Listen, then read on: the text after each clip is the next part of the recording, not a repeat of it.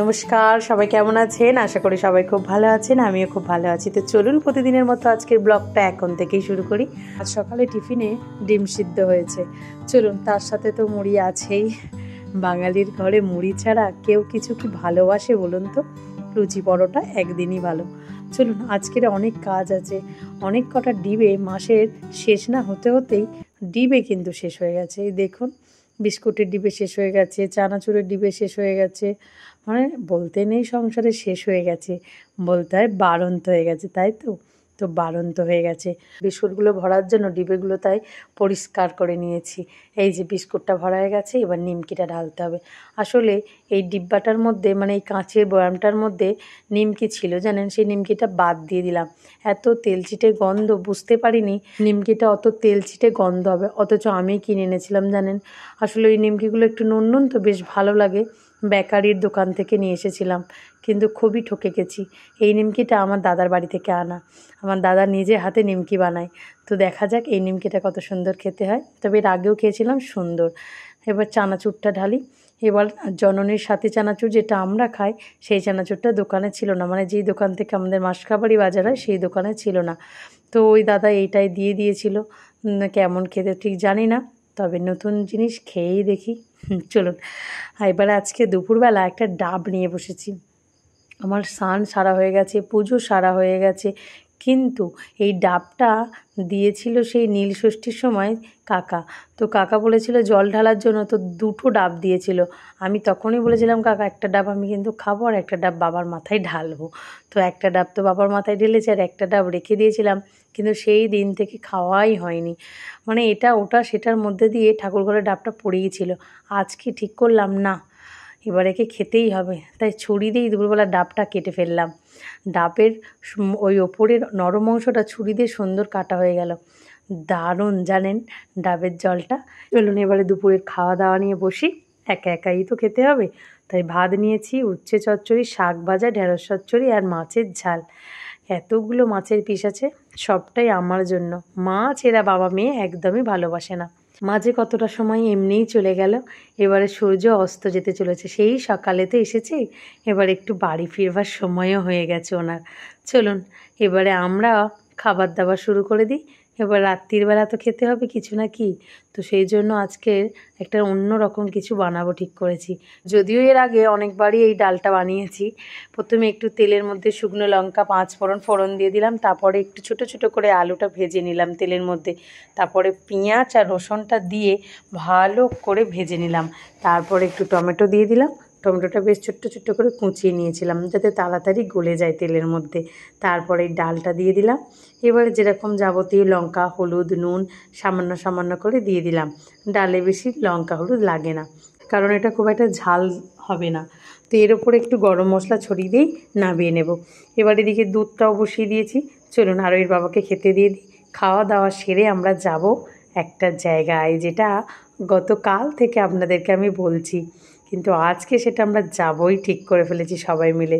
তো চলুন, খাওয়া দাওয়ার সেরেই রেডি হতে হবে আমাদের সবাইকে, কারণ ওদিকে পিকু এসে আবার বাইকের হর্ন দেবে। চলুন, এসে গেছি। এটা বুঝতে পারছেন কোথায় এসেছি? এটা হচ্ছে বিষ্ণুপুর ধানকল গোষ্ঠ মেলায়। তো এখানের গোষ্ঠ মেলাটা দুদিন করে হয়, মানে আগে একদিন হয়েছে, আজকে শেষ মেলা। তবে কাল তো আসতে পারলাম না, আজকে এসেছি। মাকে আর বাবাকে প্রথমে দর্শন করে নিলাম মেলাতে এসেই, তারপরে মেলার চারপাশটা ঘুরবো। চলুন, এত ভালো লাগছে, এত সুন্দর হাওয়া হচ্ছে মেলাটার মধ্যে, মানে আপনার গা জুড়িয়ে যাবে, মনে হবে এক্ষুনি চোখে ঘুম এসে যাবে। আর এত গরম তো আজকে জানেন, তো সেই জন্য মেলার মধ্যে ফাঁকা মাঠে ভিড় ঠিকই কথা, কিন্তু সেই ভিড়টা আপনার গরম অনুভব হবে না, কারণ সুন্দর হাওয়া হচ্ছে। আর ভিড়টা দেখেছেন কেমন? চলুন এবারে মেলাটা আমরা আস্তে আস্তে ঘুরে দেখে নিই, কারণ অনেকটা বড় আর দুটো জায়গা মিলিয়ে বসেছে মেলাটা। মানে আরও আগে একটা জায়গায় মেলা বসেছে, সেখানে শুধু আছে জিনিসপত্র কেনাকাটা, যেগুলো হয় বাচ্চাদের খেলনা, আমাদের সাংসারিক জিনিসপত্র, এটা সেটা। আর এখানটা আছে এই গাড়ি টাড়ি চড়া, আর সাথে আছে খাওয়া দাওয়া। এই দেখুন ওই দূরে দেখা যাচ্ছে গোষ্ঠ মেলার টেস্টটা। গতকাল নাকি এখানে হয়েছে নাটক। এখানকার মানুষরা মিলেই বানিয়েছে, অনেক ছেলে মেয়েরা মিলে আর কি। আর আজকে হবে ফাংশান। তো ফাংশানটা অনেকটা রাতে শুরু হয়, তো সেই জন্য আমরা অত রাত অবধি থাকবো না। তো যেটা করলাম, আগে যে মেলাটা বসেছে মানে যেখানে জিনিসপত্র, সেখানটা চলে আসলাম। সেখানটা একটু ঘুরে বেড়ে দেখিয়ে নিচ্ছি, তারপরে চলে যাব খাবার দোকানে। এই দেখুন কত সুন্দর কানের। চলুন এই পাশের দোকানটা যাই। এখানে বেশ সাংসারিক জিনিস ভর্তি হয়ে আছে। কাঠের খুন্তিগুলো দেখছিলাম, আমার একটা খুবই প্রয়োজন, কারণ ননস্টিকের কড়াটা ইউজ করার জন্য। তবে এখানের খুন্তিগুলো খুব একটা পছন্দ হলো না। ছোট্ট বটিটা দেখে আমার এত ভালো লাগছিল, মনে হচ্ছে নিনি, কিন্তু এতই আমার ছোটো মোটি আছে বাড়িতে, এগুলো এবারে বেশি হয়ে যাবে। আর আরুর বাবা আমাকে এক্ষুনি বকবে। তাই দেখছি এটা সেটা। পিকু বলছিল একটা এই চা ছাঁকুনি কিনবে, তাই একটু দেখলাম। তারপরে বাদবাকি দিকটা আর লোহার জিনিসপত্র, ওগুলো কোনো প্রয়োজন নেই। তারপরে এই কাঠের খুন্তি দুটো পছন্দ হলো, পিকু বললো আমি একটা নেব, তো দুজনে মিলে দুটো কাঠের খুন্তি নিলাম। আর এই দোকানটায় এত সুন্দর সুন্দর জিনিস দেখে মন জুড়িয়ে যাচ্ছিল। নীল লাল মানে হলুদে একদম দোকানটা মানে রং বেরঙে ভরে আছে দেখুন। আর এইগুলো দেখে আরও মনটা ভরে গেল, কি সুন্দর না? সত্যি মনে হয় মেলায় আসলে সবই প্রয়োজন সংসারে, সবই কিনে ফেলি। আমি তো এই জন্যেই মেলায় আসতে চাই না, কিন্তু আরও এর বাবা চলো চলো চলো, আর ওরাও সবাই মিলে জোর করলো, তো চলে আসলাম। এই দেখুন মেয়ের বায়না এই লাইটিং কিনবে, তো কি করা যাবে, বাবাও আছে যখন সঙ্গে, লাইটিং তো দিতেই হবে। বাবাও দিয়ে দিল মেয়েকে লাইটিং। চলুন, ও একটা লাইটিং কিনেছে। খাবার দাবারের বায়না এখন কোনো ছেলে মেয়েরই নেই, শুধু কি কিনবো খেলনা সেটার দিকেই লক্ষ্য। এই দেখুন এখানে আছে যত মাটির জিনিস, এত ভালো লাগছে মাটির জিনিসগুলো দেখে, কি দারুণ না? সব রকম আছে এখানে, গোপাল ভাঁড় পর্যন্ত আছে। এটা আমি আপনাদেরকে নিমতলার মেলাতেও দেখিয়েছিলাম, সেখানেও এই দোকানটা বসেছিল।